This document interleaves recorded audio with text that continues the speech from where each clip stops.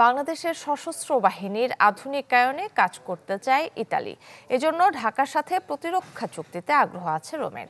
বিষয়টি আলোচনার টেবিলে নিয়ে আগামী 24 জুন দুদেশ বসতে চলেছে দ্বিতীয় রাজনৈতিক পরামর্শক সভায়, যেখানে আরও গুরুত্ব পাবে নিরাপদ অভিবাসন ও মানব পাচার রোধ সহ অন্যান্য চুক্তি। মোর্শেদ হাসিবের রিপোর্ট। ওয়ালটন এয়ার কন্ডিশনার এক্সচেঞ্জ অফারে স্প্লিট এসিতে 23,000 টাকা পর্যন্ত নিশ্চিত ছাড়।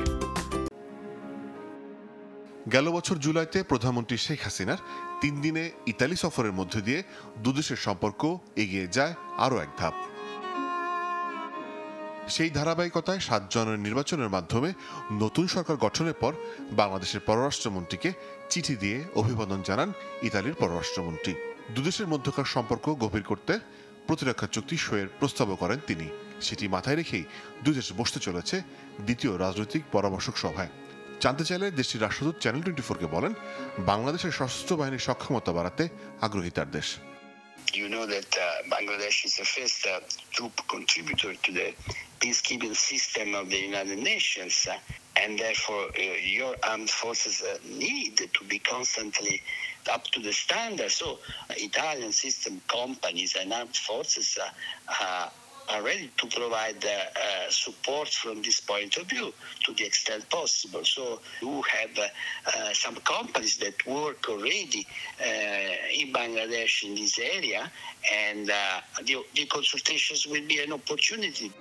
এক প্রশ্নের জবাবে রাষ্ট্রদূত জানান, দুদেশের ব্যবসা বাণিজ্য কিভাবে বাড়িয়ে উভয়ে লাভবান হতে পারে তা নিয়ে হবে আলোচনা। Trade, investments, culture, and of course migration. So there is quite a number of sectors where we cooperate and work together, and these consultations are a way to take stock of what we have done so far and how to improve and increase our relations.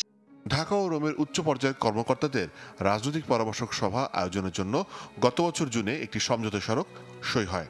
তারই পরিপ্রেক্ষিতে দ্বিতীয় বৈঠকে বসতে যাচ্ছে দুদেশ। ইতালির প্রতিনিধি দলের একটি অংশ রোহিঙ্গা ক্যাম্প পরিদর্শনে আগামী 25 জুন যাবে কক্সবাজারে। মোর্শেদ হাসিব, চ্যানেল 24, ঢাকা।